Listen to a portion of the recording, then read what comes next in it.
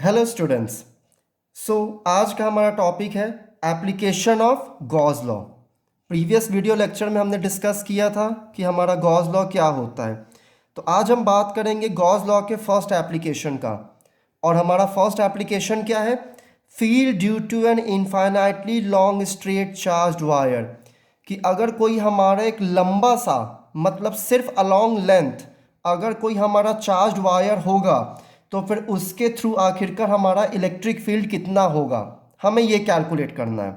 So let's move. सबसे पहला काम हमने क्या किया कि हमने एक चार्ज्ड वायर लिया। इस वायर के ऊपर हमारे पॉजिटिव चार्ज प्रेजेंट है और इस वायर का लेंथ हमने क्या ले लिया?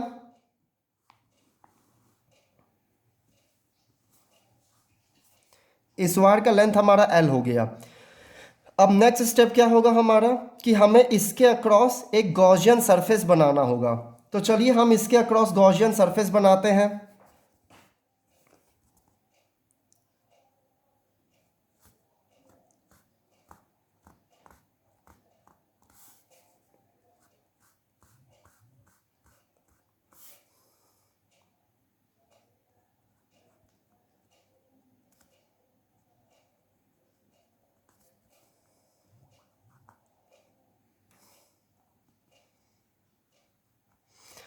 अब देखिए स्टूडेंट, हमारा ये तो जो ब्लू पेन से जो मैं लाइन क्लिक किया है ये हमारा क्या है? ये हमारा एक चार्ज्ड वायर है। और ये जो ब्लैक कलर का है ये हमारा क्या है? गॉसियन सरफेस है। मतलब पूरी तरफ से दोनों साइड से अप एंड डाउन चारों तरफ से इसने क्या किया है? चार्ज को एनक्लोज कर लिया है। ठीक है, इसका रेडियस हमारा कितना हो गया? इसका रेडियस हमने R ले लिया है। ठीक है, अब अगर आप ध्यान से देखेंगे तो यहाँ पे आपका जो इलेक्ट्रिक फील्ड लाइंस होगा, आपका इलेक्ट्रिक फील्ड लाइंस आपका कैसा मूव करेगा? Perpendicular to this surface. That means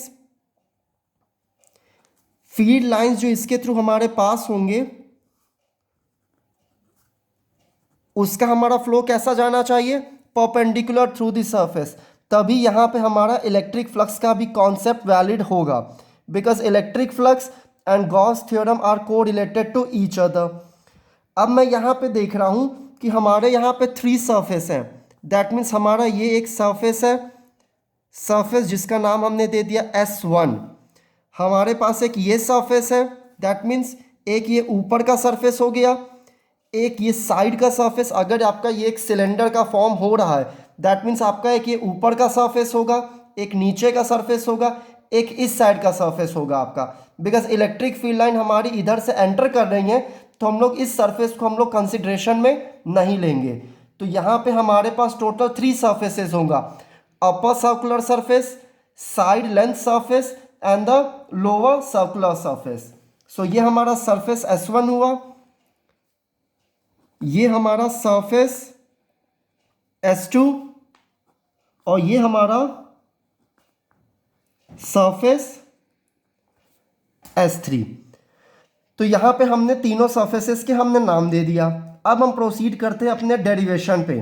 ठीक है, तो अब सबसे पहले अगर आप देखें जो इसका फर्स्ट पॉइंटर है तो दैट मीन्स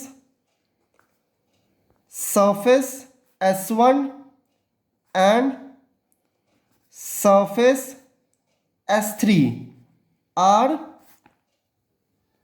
आइडेंटिकल। मतलब कि हमारा सरफेस S1 और सरफेस S3 ये दोनों सरफेसेस हमारे आइडेंटिकल हैं। दैट मीन्स जो फ्लक्स हमारा सरफेस S1 के थ्रू होगा वही फ्लक्स हमारा सरफेस S3 के होगा। अब अगर मैं बात करूं तो सरफेस S1 जो है और जो आपका इलेक्ट्रिक फील्ड लाइंस आ रहा है दैट मीन्स अगर मैं बोलूं कि हमारा इलेक्ट्रिक फील्ड लाइंस इस डायरेक्शन में आ रहा है और हमारा सरफेस S1 हमारा इस लाइन में है, that means surface S1 and electric field line are parallel to each other. That means ये दोनों एक दूसरे के क्या है? पैरेलल है हमारे। और अगर मैं बात करूंगा सरफेस S3 के भी तो सरफेस S3 पे भी हमारा ये क्या है? पैरेलल है। बट अगर मैं सरफेस S2 की बात करूंगा तो हमारा सरफेस S2 इस तरीके से प्रेजेंट है और इलेक्ट्रिक फील्ड लाइन हमारे इसके परपेंडिकुलर जा रहा है। दैट मीन्स मैं यहां पे डायरेक्टली लिख सकता हूं that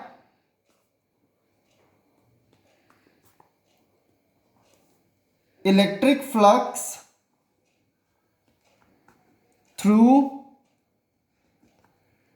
surface S1 and S3 is equal to 0। ठीक है, और इसके नीचे आप रीजन क्या लिख सकते हैं, because field lines and the surface are parallel to each other. ठीक है, तो यहां पे सरफेस S1 और सरफेस S3 के थ्रू हमने इलेक्ट्रिक फ्लक्स तो हमने कैलकुलेट कर लिया। अब हम बात करते हैं second pointer, that is electric flux through surface S2। That means surface S2 के थ्रू हमारा इलेक्ट्रिक फ्लक्स कितना होगा, that means close integration of E dot dA। ठीक है, या फिर आप इसको कैसे भी लिख सकते हो, that close integration of E dot ds। अब मैंने यहाँ पे क्लोज क्यों किया है, बिकॉज हमारा गॉसियन सरफेस ने चार्ज को पूरी तरीके से बंद करके रखा है, एनक्लोज करके रखा है। ठीक है, तो E डॉट dA या फिर E डॉट ds ये हमारा किसके इक्वल है, electric field E into curve surface area. That means हमारा जो कर्व सरफेस एरिया है वो कर्व सरफेस एरिया हमारा कितना होगा, तो दैट मीन्स अगर मैं इसका ये कर्व सरफेस एरिया कैलकुलेट करूंगा तो हमारा फिर क्या आएगा, इलेक्ट्रिक मतलब गॉस लॉ के अकॉर्डिंग इलेक्ट्रिक फ्लक्स हमारा कितना आएगा, that E dot dA is equal to E into 2πRL, जहां हमारा कर्व सरफेस एरिया किसके इक्वल है, 2πRL, because curve surface area of a cylinder is 2πRL। इसको हमने ले लिया इक्वेशन नंबर 1। ठीक है, अब हम आगे मूव करते हैं। तो according to Gauss theorem, that is E dot dA, that is flux is equal to Q by epsilon naught। तो इसको हमने नाम दे दिया equation number 2।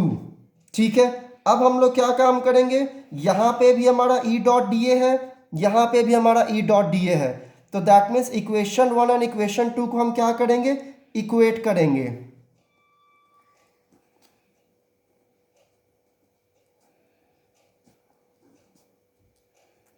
So equating equation 1 and 2, तो जब दोनों इक्वेशन को जब मैंने इक्वेट किया तो फिर हमारा वैल्यूज हमें क्या मिलेगा, that means E into 2πRL is equal to Q by epsilon not.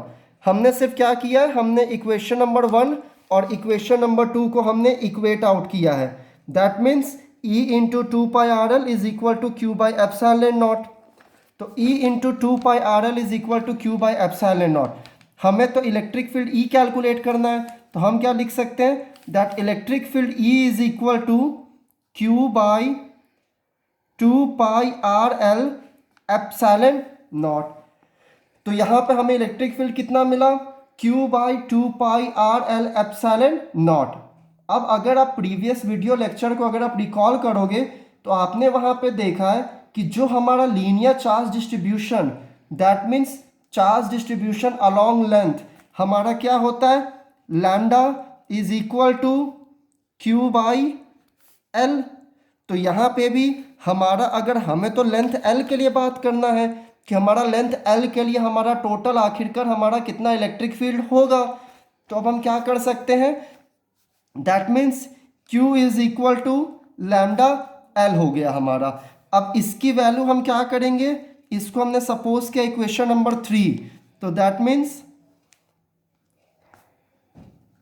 substitute the value of Q in equation 3, तो हमें इलेक्ट्रिक फील्ड E कितना मिलेगा, E is equal to lambda L upon 2 pi R L epsilon not.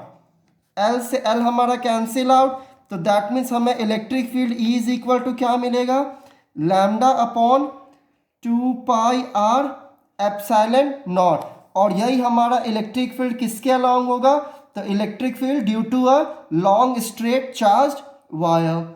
Second application of Gauss law को हम लोग अपने next video पे discuss करेंगे। Thank you class.